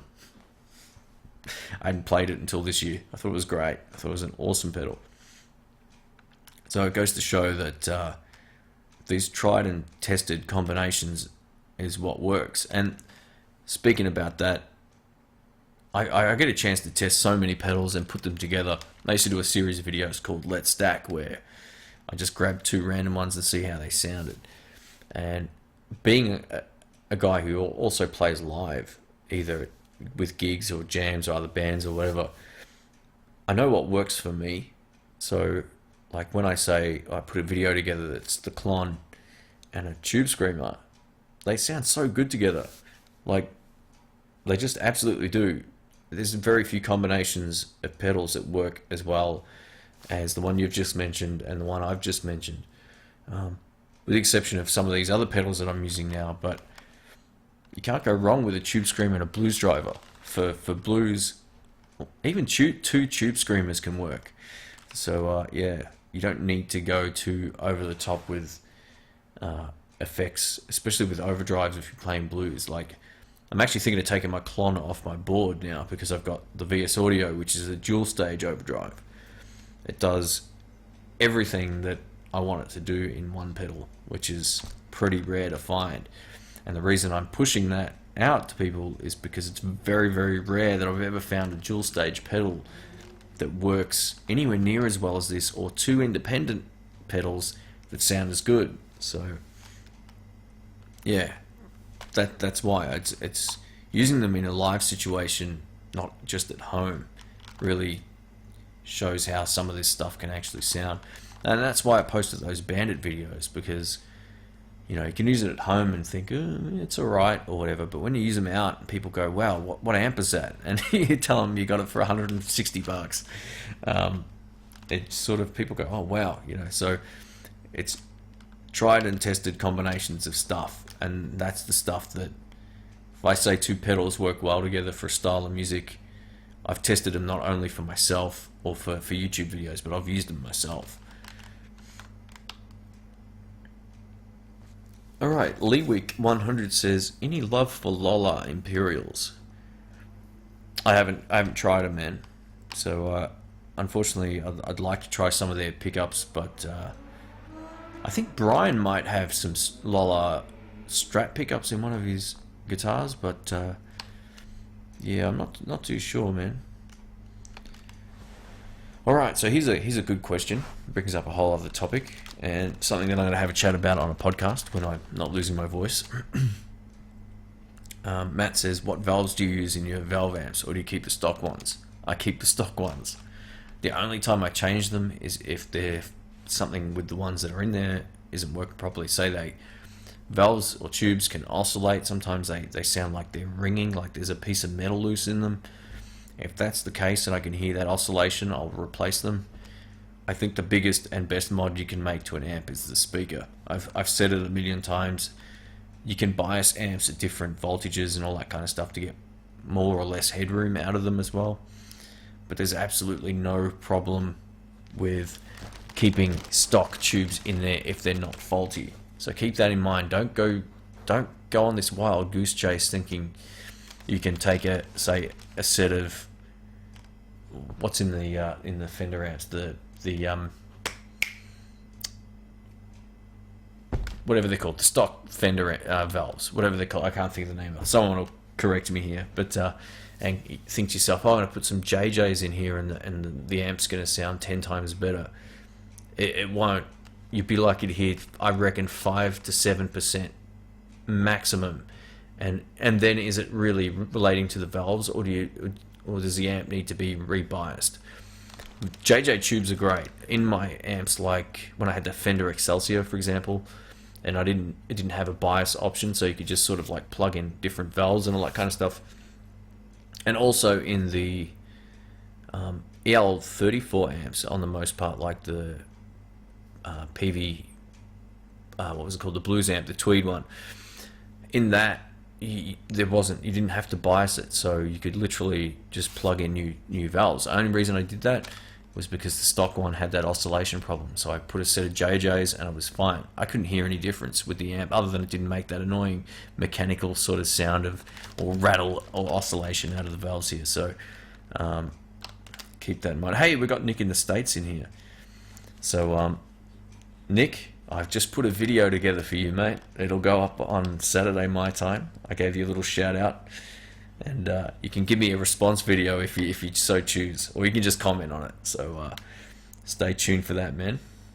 It's nothing bad. It's just funny. So I'd like to hear your thoughts. All right, so I've got a few people in here now. We've got 35 people. It must be getting off to a regular time of the day somewhere overseas. It's getting late here. It's only 11 p.m. So the short thing is, don't get too suckered into changing valves unless the ones you have are faulty. Some people, I make one correction to that. All right, so in the preamp section of most amps is a 12AX7. You can change that to a 12 AU7 or something like that, I think it's called, where it will basically lower that stage of the input so it becomes cleaner. With that exception, if we're doing apples and apples and changing complete tubes, show me one video where it makes a huge difference, and if you can hear a difference. If it was a blind test, say JJs versus Sovtex, or versus Mullards or whatever, and the amp was biased at the same place, how big a difference do you expect to hear? I would say 5 to 7%. That would be my guess. Changing the speaker, 30%. It can sometimes go well and it can sometimes go bad. So make sure you do your research. Listen to people who also have that amp or that speaker in an amp that you have, and see if you can find some demo videos. And the Eminence website or WGS website or wherever you want to buy speakers from generally have some sound samples in different styles of music too. Sorry about my croaky voice, guys. I'm feeling it today.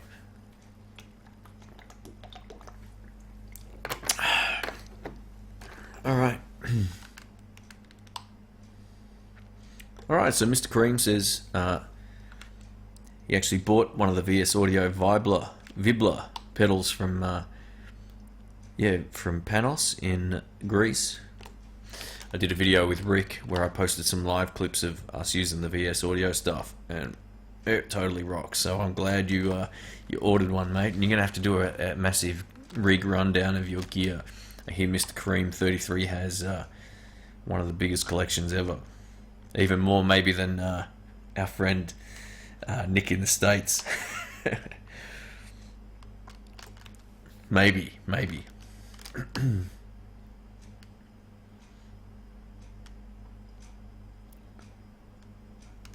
All right, so I hope that answers your questions about the valves earlier, or the tubes.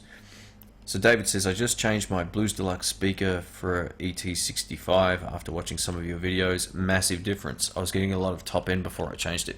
Absolutely. If you don't like high end, or you want less of it, ET65 is arguably the best speaker for taking that down, as is the Texas Heat. The Texas Heat will kind of roll out that upper frequency.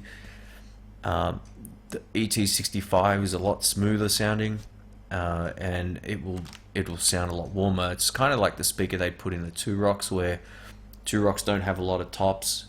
It's kind of like all rolled out at a certain point. I don't know, maybe 14K or something like that, where it sort of starts the slope on the EQ tends to sort of just come off, whereas on some speakers they go up.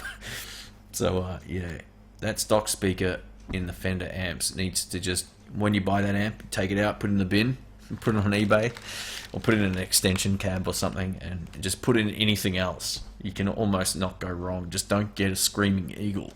I hear they're like the toppiest speaker on earth. Another great speaker to check out too is Tone Tubby. They make hemp speaker cones and all that kind of stuff, based in San Francisco. I've had a few of them over the years. Really good. They're quite big, but they sound big in physical size, in depth, but they sound awesome.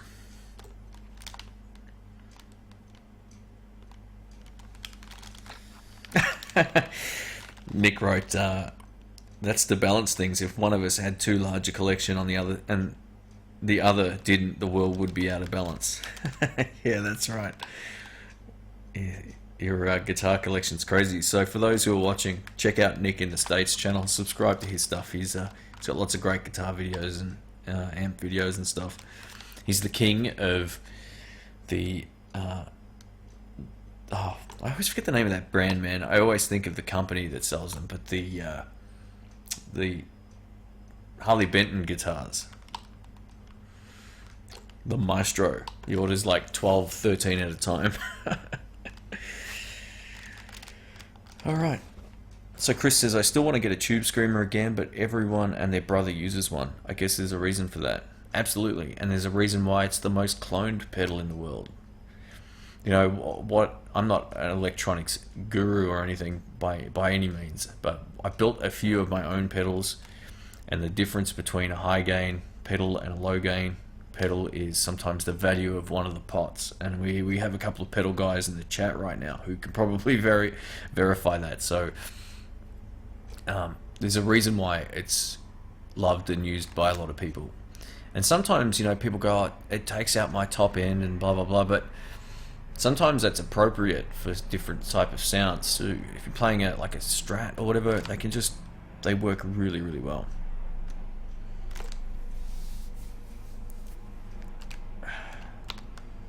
So yeah, nothing wrong with the Tube Screamer, man. I got two of them.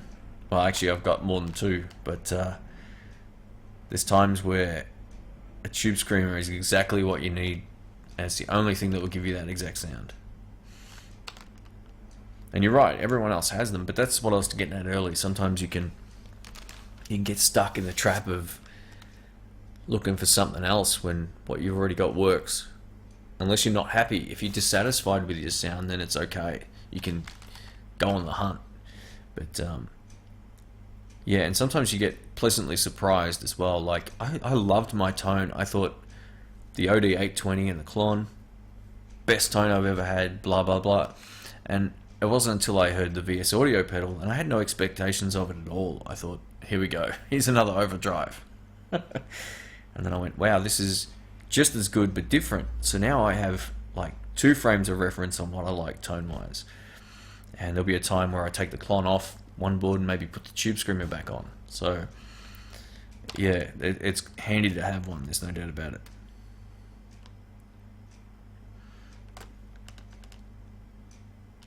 Alright, so yeah, definitely check out the Tone Tubby speakers, folks. They make some really good stuff, and they seem like pretty cool guys. I've fired some emails back and forth with them as well. Alright, so Roshla, is that how you pronounce that? Says, just stripped a bridge screw on my Floyd Rose tremolo. How can I tell if the quality official Floyd's... How can I tell if I have... oh, sorry, the chat keeps scrolling. Hang on a second. Here we go, got it. How can I tell if I have a quality official Floyd Rose or one of those licensed ones? I don't know about that. Hopefully someone in the chat will. I don't know much about the Floyd Rose gear, man. I apologize. Yeah, that's not something that I'm too familiar with. I was just thinking about this the other day. Someone just said they've come full circle on amps, pedals, and guitars. So have I. I've had a Blues Deluxe before. I've had a PV Bandit twice before. I've had, well, only one Super Reverb, but I've owned maybe 35 amps, and they're the ones I could like take out and play live. Maybe 30. I'd like to say 30, closer to 30 than 35. That's pretty bad. I did a list of them once, and it was insane. And from blues and the music I play, my original stuff, clean tone. Forget drive channel unless you're playing metal or something heavier. Get a good drive channel. Find an overdrive pedal that works for the music you play, and that's it. You don't need anything else. See all these guys in videos with 35 amps. Like, they're never going to use those amps. They're always going to use the same one or two. It's just one of those things I've found. On the most part, the guitars I like now are the ones I liked when I first started. The Strat, the 335, the Tele, the Little Crow was a new thing, but I love that. So, and now I'm onto the Les Pauls, but I'm sort of finding that the sounds I first started with were pretty much right on, and it came down to my playing not being where it is today. In the early days, I found a video from 2002 of me at a jam night with a really good guitar and a really decent amplifier. It was a Yorkville Trainer VC50, and I had just a Squier Stratocaster with Texas Special pickups, like proper Fender ones. And if I was to play that combination now, it would sound so much better based on these things. So yeah, it depends where you are and you're playing, but for me now, like, I don't foresee myself buying another amp. And if I do it, it'll be for YouTube purposes. Like, I'll buy a head that I can plug into my 2 Notes Torpedo or whatever and record that way. I don't need another combo. I'm not going to find a clean toner like more than what I've got now. Even if I spend $3.5 grand on a boutique amp, I'm not going to find something that sounds as good as the Super Reverb to my ear. So, alright, so Matt Strong asks, is the top 5 pedal of the year video coming up on the channel pretty soon? Absolutely. And I just wrote the list out a few moments ago on my computer before I started this stream, and the reasons why I liked each of them. I think I'm going to break it into 2 videos. I'm filming, if my voice holds up tomorrow, I'm going to do a podcast, a video, as well as an audio podcast.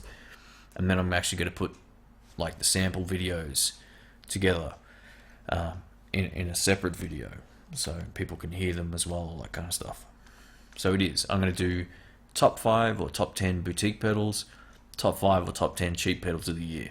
And I know the year's not over, and I am getting some more stuff coming in pretty soon, but it's getting close to the end. And if these the next pedals that I try, if they needed to be in that list, they're going to the next year's list. So stay tuned. I've got a whole lot of those videos coming up.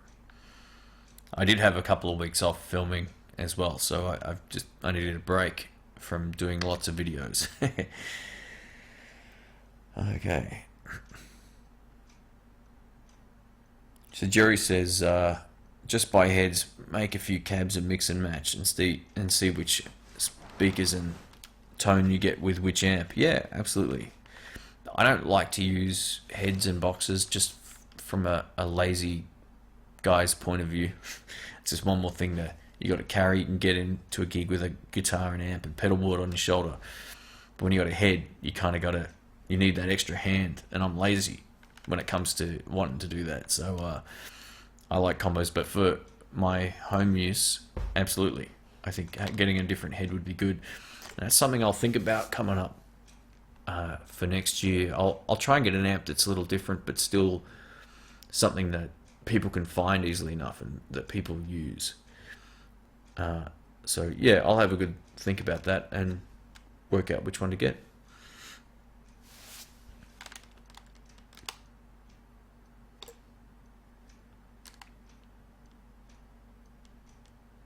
All right, so sorry guys, let me just. Some Medium Studio says you say that now, but your gas says otherwise. I'm still gassing for a couple of different guitars at the moment. I've fought it off, and due to financial reasons, I just can't justify it. But I'd really like to get another Tokai Les Paul in the Japanese one. I really want to try them out and see if the neck's nice and big. If I don't get that, I'll probably end up getting a Gibson R8 at some point, which is the 58 reissue. I should have bought the one I played at Jerry's. It was amazing, but that's been sold now, unfortunately. So David says, I love Nick's Harley Benton reviews. I've even found myself gassing for their Prince tally. Is it worth it? Well, I haven't played that one, but I'm sure he's asking Nick that question. But yeah, definitely check out Nick's channel, folks, if you're into like reasonably priced guitars. He's the maestro of affordable guitar demos. It really is. He's good fun to watch too. He's got a good personality, and he tends to focus on the product rather than on himself, like a lot of other demo guys do. So yeah. Support him, man. He's a good dude.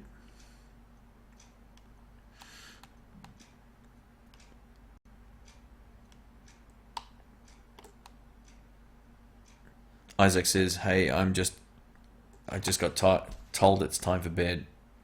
Well, have a good night, man. I think I'm going to do the same. I've been going nearly 2 hours, and I thought I was going to go for 30 minutes to 60 minutes." So I think what I'm going to be doing is very similar. I'm going to be going to bed pretty soon myself. I'm going to go to the gym in the morning, so I might just read a few more of these comments out here and see what we've got. No, that's the difference, Nick. Like I got to say, I've spoken to a lot of YouTubers in person, spoken to a lot of musos, and I get a really good immediate sense of somebody, and I get either good or bad. It's like my gift. I really honestly believe I can read people extremely well, and you seem like a genuine dude who enjoys what he does. And there's people out there that are just trying to, make a lot of money doing this sort of stuff, and then there's people that have the opposite approach. So yeah, anyway. So Chris says, I've just gone back to a Bandit after years of trying vintage Fenders and Marshalls. There you go. So Nick, I'll tell you, man, I'm posting a video about on our last live Google Plus Hangout, we were speaking about the drive channel on the PV, and you mentioned that you think it sounds like crap. So I did a demo today of how good it can sound if you dial it in. So get ready for that, man. I don't know if you've done your demo yet. I've been pretty busy the last few weeks with doing some IT stuff, but I had a quick look today. I couldn't see it, so hopefully you've still got that amp at your place, and you can do a bit of a response video at some point.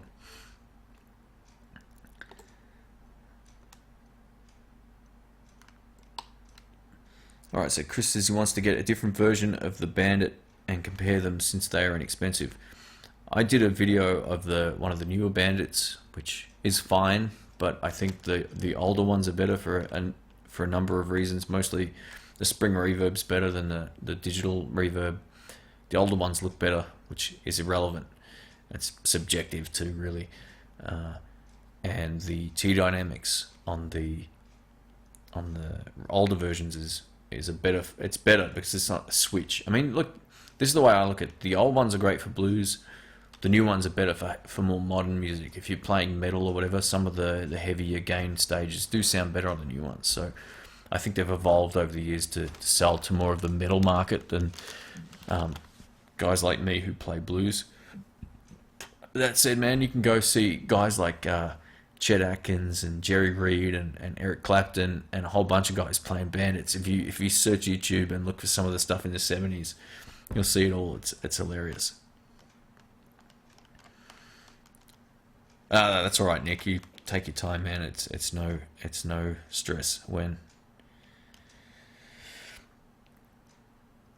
so, Selp, who is Rick Wong, Mr. Rick, he says the PV Bandit would sound great if only it was covered in fake tweed. So Rick has a fetish for tweed, but he doesn't like laminated tweed that PV use on some of their other amps. So I don't know if you've ever noticed that before, but if you've ever looked in the back of, say, their Delta Blues, you'll see it's laminated in. It's not like the same tweed they use on Fender amps, for example. So it's been the ongoing joke.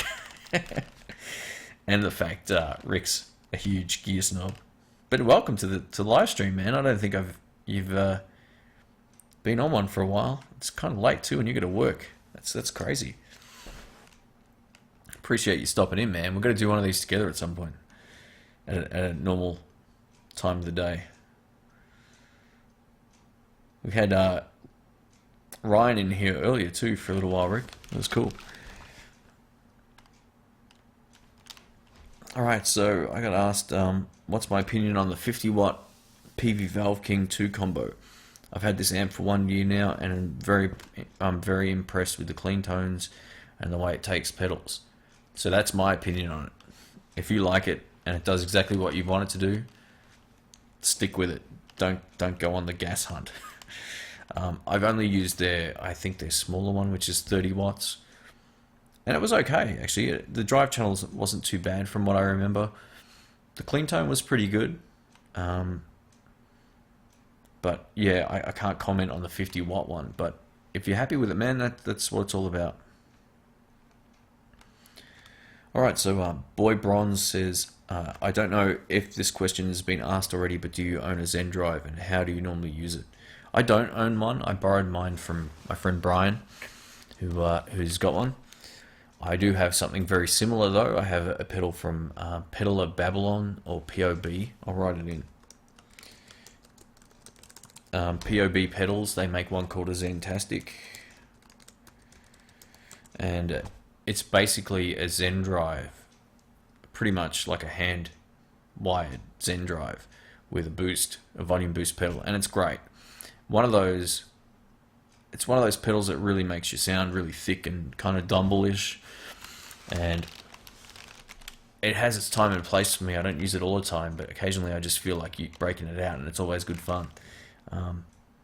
Zen Drives are really great pedals, so yeah, I can't really tell you how I use the Zen Drive, other than I just set it up to where it sounds good for me, because my pedal is completely different. I think some of the controls go backwards on mine as well, and they look physically very, very different. So the frame of reference for tone isn't going to be accurate. If I tell you my settings on one pedal, it's not really going to probably translate over too well to the Zen Drive.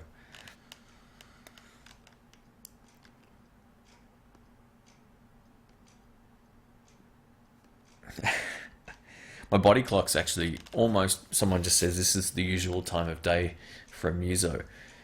It's funny, I've been getting up at 6:59 a.m. the last few weeks, and I like the fact that I'm just getting up before 7. I was doing some IT stuff, some server crap in the city here, and I can already feel my body clock sort of slipping back into some old habits. So yeah, most musos are late night kind of guys. There's something calm about the night time. It's great to drive. There's no noise. It's always good. All right, so I don't know how to pronounce your name, man. Sorry, is it Rochler or Rochler? Says the Mua is a good substitute for the budget conscious who wants the Zen Drive. Only $60 and very close to the sound. Cool. Alright, so Al K says, I've just acquired a Supersonic 22 and it has a bunch of low end. Do you recommend a speaker swap? The question you've got to ask yourself is, how happy are you with the sound? That's the first question I ask anybody. Are you happy with it? Or are you unhappy with it? If you're unhappy with it, there's a million speakers you could put in there that would sound great. A friend of mine had a Cannabis Rex speaker in his, and he swore by that. It would also sound extremely good with, in my opinion, with a creamback speaker. I haven't tried hundreds of speakers, but I've tried maybe 10 or 15 over the years. I'm not a huge fan of the stock Fender speaker. I would, from what I already know about the Texas Heat and the Swamp Thing, is either of those would work, but you probably get more low end as well. So you may have to dial back your bass most of the way. And I do that on my Blues Deluxe. I got asked a question about someone put a Texas Heat in place of a stock speaker in their Blues Deluxe, and basically the problem they were having is they had more bass than normal. So I literally have mine most of the way down with some of these custom speakers. Depends on the amp. The Blues Deluxe is really bass heavy. The Supersonic 22 I wouldn't have thought would have been that bass heavy, but just turn it back to like 9 o'clock so it's, you know, pointing to the left.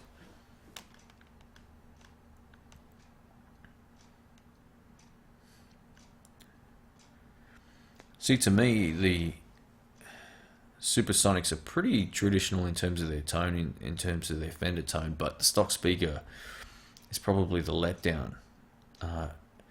And the friends that I've had who have both had Supersonic 22s have both put that same speaker in there, the Cannabis Rex. And I think there's a video of Brian and I testing, or doing a shootout between a Deluxe Reverb and a Supersonic 22. And it's in the Tone Cave. The lighting will be very dark if you find that. Brian's playing guitar and he's got that other speaker in his amp. You can at least hear it and see if you like that sound. I think it sounded extremely close with that speaker swap to the Deluxe Reverb. So it was very, very close. Medium Studio says, if you could use only one amp, one pedal and one guitar for the rest of your life, what would you choose? Fender Super Reverb. Probably the VS Audio Royal Flush Overdrive, because it's a dual overdrive. That's currently my favorite overdrive I've used. If I had to choose another one, like a single overdrive pedal, I'd take a Tube Screamer. That would be it. In terms of guitar, probably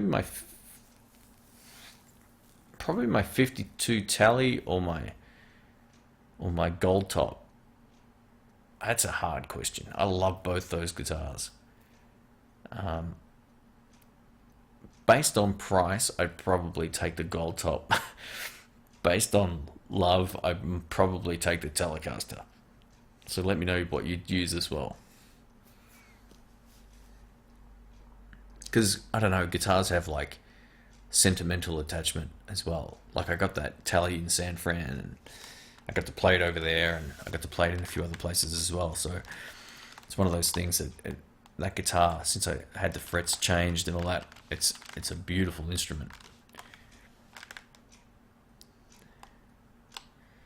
Alright, so Newport Guitar School says, I've been using a Marshall Blues Breaker pedal lately in boost mode. Have I ever tried one? I have tried one before. They're awesome pedals. I haven't tried one for probably 6 years. So my recollection of it is maybe a little skewed, because I've tried maybe 300 pedals since then, maybe more. But I remember I really enjoyed it. A friend of mine, Taz, lent it to me for a week, and I got a chance to shoot some videos, I think with the Vox amp. And it worked great. It worked really, really well. So VS Audio says, that's an honor that I mentioned his pedal. Well, that's true. I mean, I wouldn't be surprised if Rick, who's in the chat right now, said exactly the same thing. For those who are wondering, Rick and I aren't on any kickbacks from VS Audio. I didn't get paid for the demo. I didn't ask for any money or anything from him. So we did. My thoughts are based around using these things in a live situation. I'm just going to put this out there. I think that's why VS Audio are doing such great things, is because I've seen the demos they produce of pedals, and I think if that's Panos playing, he's an absolute gun player. And there's that experience of being able to play live, to make great products that work in a situation for musos. So he's nailed it, man.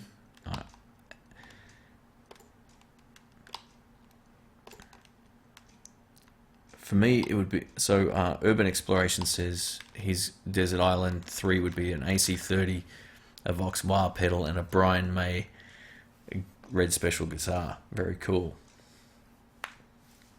Strat Marshall DSL 40C and a hardwired CM2. Very cool. Awesome. Yeah, I'd have to take the Super Reverb. That would be the amp of choice. It's just every time I play that thing and I can get it up to 5, it's the sound of the gods. But, you know, that's what I was talking about before. There's probably only under 10% difference in my sound when I change amps.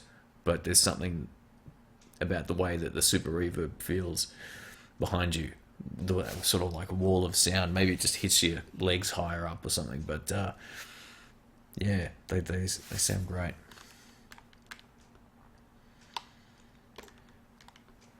Alright, so Alk says, have I ever tried the Digitech delay or the reverb? No, I've tried the Digitech. Hang on, let me check these out. I want to make sure I got the brand right. It's getting late now, so I'm getting a little fuzzy in the memory.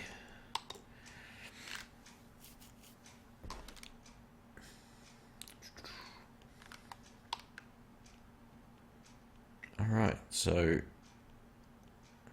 the Digitech make the whammy pedal. Awesome. Forgot about that one. No, the only ones I've tried from Digitech are the Jam Man pedals, which I didn't do a demo of. And I have tried more of their stuff. No, I'm looking at their website now. So, no was the short answer. I thought I'd tried more of them. Digitech make the Bad Monkey pedal? I think I tried some of their older style overdrives. I used to own that, and I used to own like a blues something. It's basically a copy of the Boss Blues Driver. And I think that's Digitech, but it's not on their website. That's weird.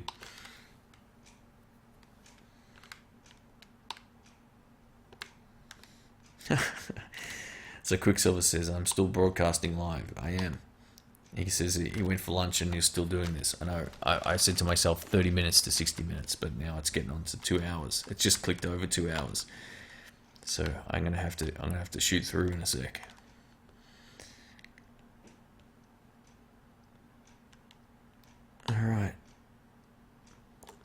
All right, Nick, take it easy, man. I appreciate you stopping in. It's good to have you on, and we'll probably do a live stream coming up maybe this weekend. So I'll keep you posted on that. So Rick says his big 3 would be a Telecaster, into the VS Audio Royal Flush, into Shane's Super Reverb, which is going to sell to me tomorrow. You should have got that Supro 210, man. That thing was a ball terror. Awesome. The Super Reverb. You can borrow it anytime, man. I don't know if I can sell it to you. Alright, so Raymond Donaldson asks, how would you compare the Deluxe Reverb to a Vibrolux? they are different. They are different. The 210s has a very voicey kind of sound, whereas the deluxe reverb is maybe a smoother sound. Both have quite a bit of volume. I'd almost say that the Vibrolux has a bit more of a spread in terms of its sound. Like, it feels like a wider amp. But that's not to say that the deluxe reverb feels boxy or anything, because it doesn't. It has what the super reverb has, but just not quite as much. Tone wise, subjective, they're both fantastic. So my suggestion would be to go play them and see which one you like the best. Single 12 can sometimes sound it's just great. Like, it's a great amp for just about anything. They record really well too. The Vibrolux was on my Rick and I's hit list for quite some time as well. But it's funny, they went up in price at some point when our dollar started to suck here, and I bought the Super Reverb, I think, for around $1,700, which is really good here for a new amp. And I think the Vibrolux came in around $2,000 for half the amp. So I just went, you know what, not right now.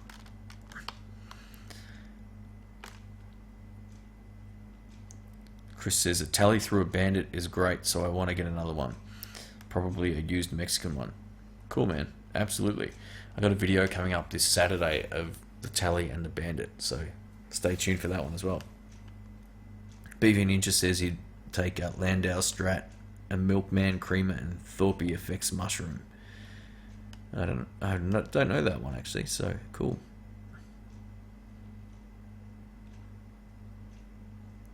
Someone said I'm sure he'd trade it for an original Dumble amp. Maybe, but it's highly unlikely. Maybe because they're worth $10,000, I wouldn't, and I'd just go get another stock Super Reverb.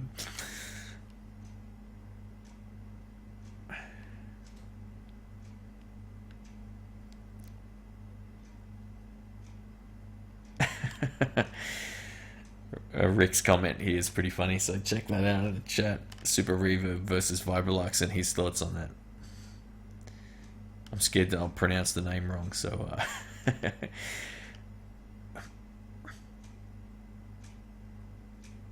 all right, Raymond, thanks for watching, man. I appreciate that. The podcast. I'm going to do a new podcast tomorrow if my voice is all good. I thought I was getting sick last week, and I'm not sure. Hopefully I'll sleep it off. And last one, Daniel says he'd take a King Imperial Mark II and a Nashville Tele, because I'm not sure if I'd want a Strat or a Tele. Hey, that's a good answer. Not sure about the pedal. That's a tough one though.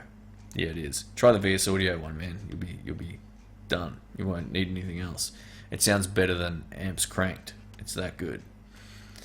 All right, folks. It's been 2 hours and 5 minutes, and my voice is fried, and I'm fried too. So I'm gonna hit the hay. But thanks for sticking around, folks. I appreciate it. We had quite a number of people join over the course of the last 2 hours. It's always fun.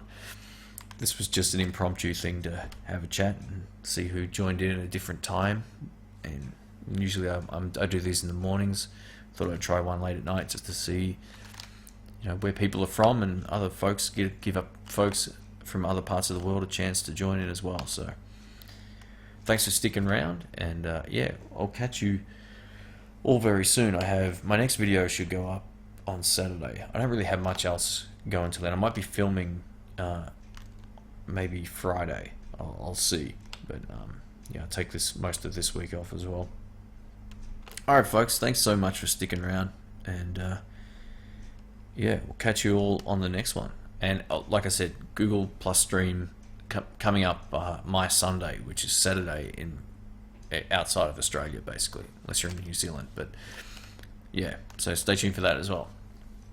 So yeah, I have to go over there to turn it off.